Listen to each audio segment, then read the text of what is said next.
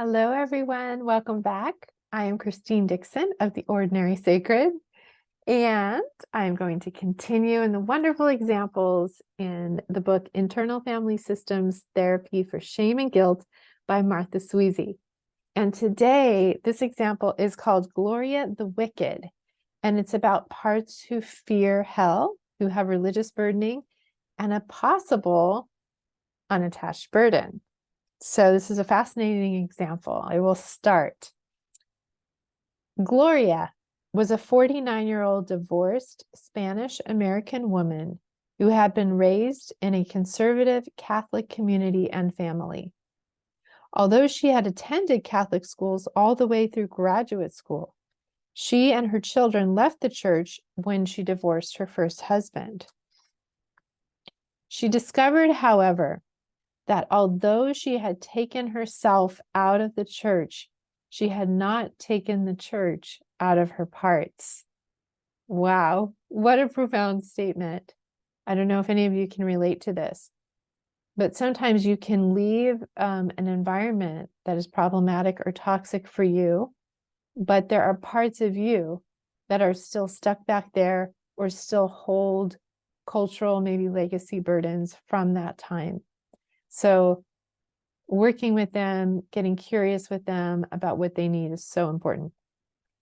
So Martha says, in our previous session, Gloria had helped a grade school part escape an angry, shaming nun. In the process of unburdening, this part had released all the kids in the school and sent all the grown-ups off to rethink their attitude toward children and had blown up the building. In this session, Gloria reported on what happened after the session. Okay, so this is kind of post working with an exile, redoing, reparenting, unburdening. So Gloria says, I felt great until I went to bed that night, and then I began to feel horribly anxious. Martha says, so there's more to discover. I like this. Sometimes new IFS practitioners feel like, oh no, it didn't work, or get discouraged, when they do some kind of unburdening, and then there's backlash in the system somehow. But again, there's no failure, only feedback. Whatever occurs in the system is just information, right? And so I love Martha's response. There's more to discover. So Gloria says, I tried to check in with my parts on my own, but I couldn't. I just felt more anxious. Martha says, what did you hear? Gloria says, you're wicked. You will go to hell. So this sounds like a religiously burdened critic type part that's expressing backlash, right? Afraid of this punishment. Martha says, can you see the part who said that? Gloria says, parts, there's more than one. They're hidden behind a screen and they're singing that I will go to hell, like a church choir. Martha says, are they parts of you? So she's trying to get at, potentially, is this an unattached burden? Is this energy that's not yours? Or maybe a legacy burden? Gloria responds, some of their energy is not me. So Martha says, ask if your parts are attached to the energy that is not you. So even when we have an unattached burden or a legacy burden that's essentially not us, there can be parts of us that are attached to it. So in many ways, it's very similar to any other burden. So we want to work with the parts that are attached to it. So Martha asks her, are there parts that are attached to it? Gloria says, yes. And Martha says, why? Why do they feel the need to attach to it? Gloria says, because they don't want to go to hell. Martha says, are you afraid of going to hell, Gloria? Gloria says, no. So this is great because there can be such a discrepancy between what one part thinks and another part thinks. Like sometimes I'll be blended with a young part who's afraid of something, and I'll kind of speak as it to my husband, and I'll say, but I'm aware that this is just a part of me that fears this. Sometimes it's even very irrational, and other parts of me know it's irrational, but these young parts still genuinely fear or believe a certain thing, like hell, right? So Martha's trying to get at, like, does your core adult self believe in hell? And Gloria says no. So Martha says, how do they respond to that? And Gloria says, they think it's best to hedge our bet. Yeah, I've heard that from many people before. And Martha says, who do they protect? Gloria pauses and then says, the May Queen. And Martha says, who is that? Gloria says, every spring the nuns choose a May Queen, and the mothers dress her in virginal white. I got picked. The day was hot. The nylon dress itched. The priest kept taking pictures of me. It was horrible. Martha says, would she like your help? Gloria says, yes. So Martha says, before we help her, let's check with the parts who are afraid of going to hell. Do they see you? So Martha just wants to make sure, right, that the protective parts around this May Queen are giving permission, like they really trust the self to go to her. So Gloria says, yes, they see me. Martha says, how do they respond to you? Gloria says, they don't think I know what I'm doing. So again, they either don't know who she is or they think she's another part. So Martha says, what do you say to them? So in asking that, she's trying to see if Gloria is in self or not. Gloria says, let's ask the Virgin Mary. And then there's a few beats, and Gloria says, she asks what the May Queen wants. Okay. So she's kind of calling on a guide maybe here, but she's feeling curious about the May Queen. So Martha says, what does she want? Gloria says, she wants to go to the Dairy Queen with Jesus and Mary. And Martha says, does that work? And Gloria chuckles. Yes, the Virgin Mary doesn't like vanilla. And Martha says, will the scared parts go too? Gloria says, reluctantly.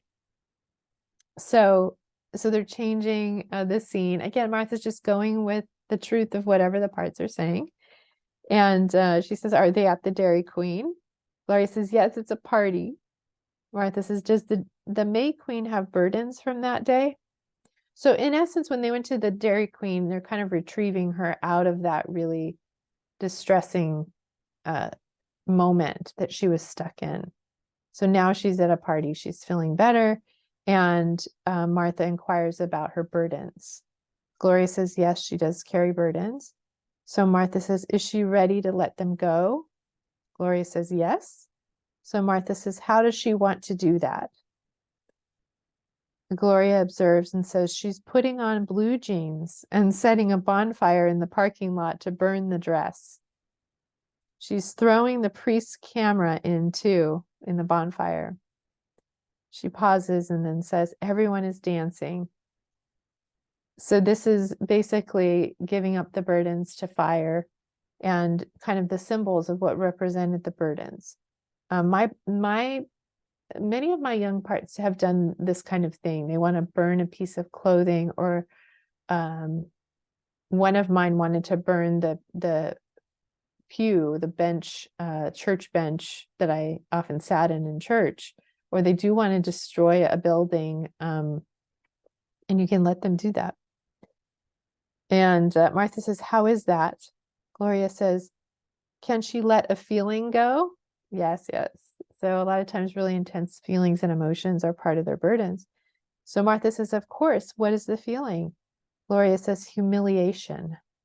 So Martha says, perfect. Let me know when that's done. Gloria nods. And Martha says, what does she want to invite in?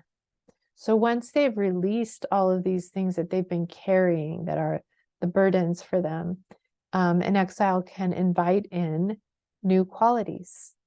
And so Gloria's exile says freedom, Martha says, how are the scared parts doing? Gloria says, they're scared. And Martha says, well, what do they need? Gloria says, they're afraid of the priest. So these seem like young parts also. She's getting connected to quite a few exiles, right, who are holding different burdens around humiliation, around fear, around shame.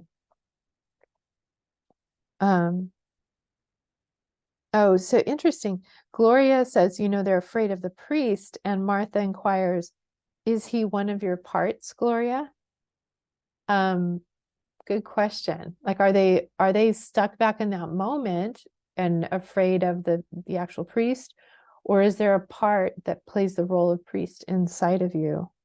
Gloria says, how would I know? And Martha gives the quintessential answer. Just ask. Gloria says, he says no. Okay, so he says he's not a part of her. And Martha says, is anyone attached to having him in your system? Gloria says, no. So Martha says, well, he cannot stay if he's not wanted. When everyone's ready, just send him out.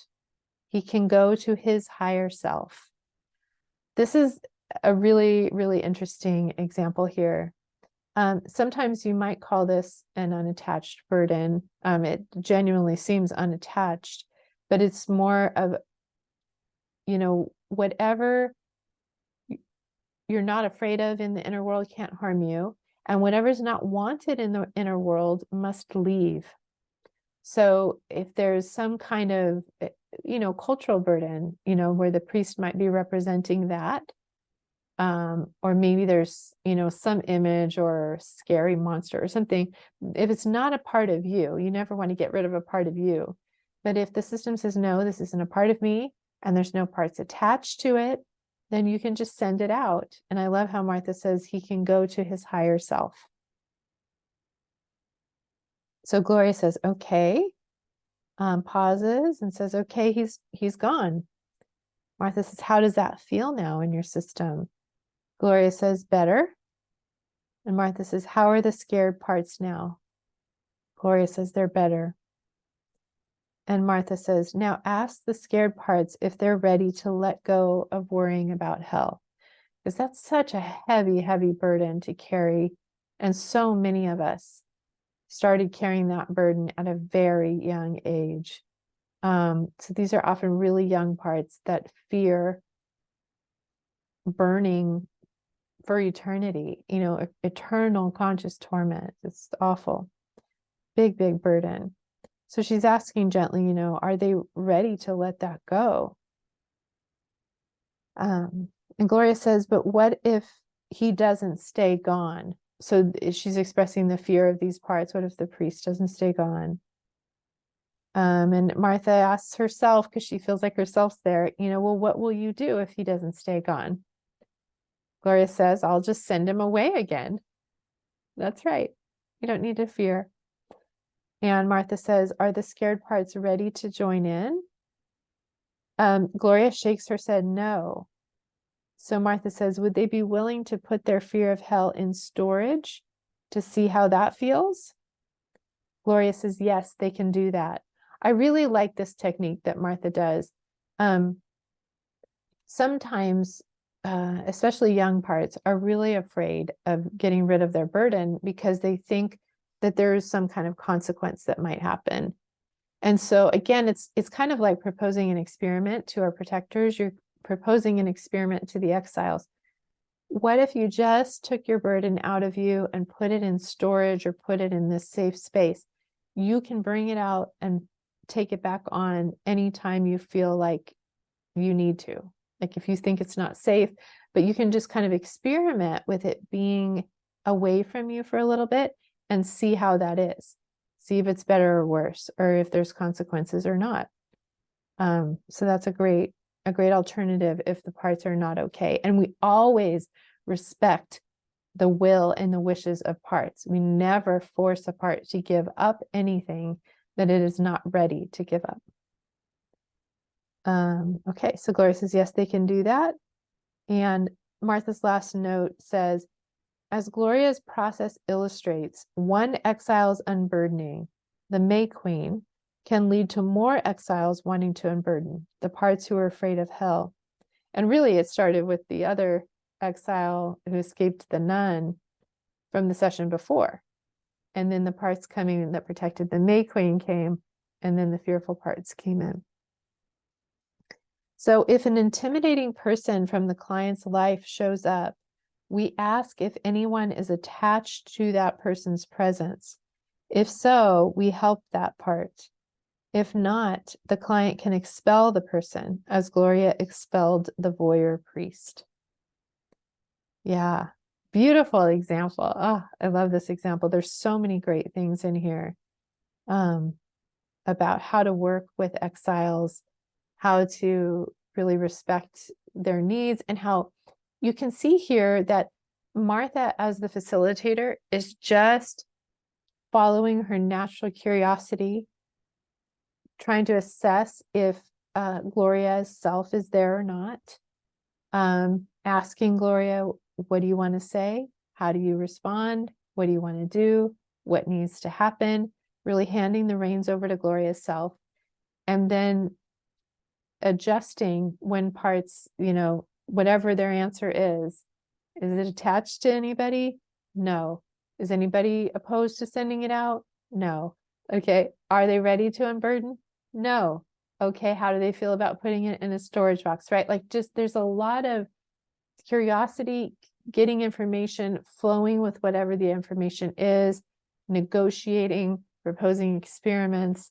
And when in this stage, when the facilitator, the practitioner, and the client are both in self, it actually flows very naturally. There's not an agenda or a specified path. You're just flowing naturally with your own curiosity and the responses, etc. So it's such a beautiful example. If you have any questions or comments, feel free to leave them in the comment section below. Thanks for watching.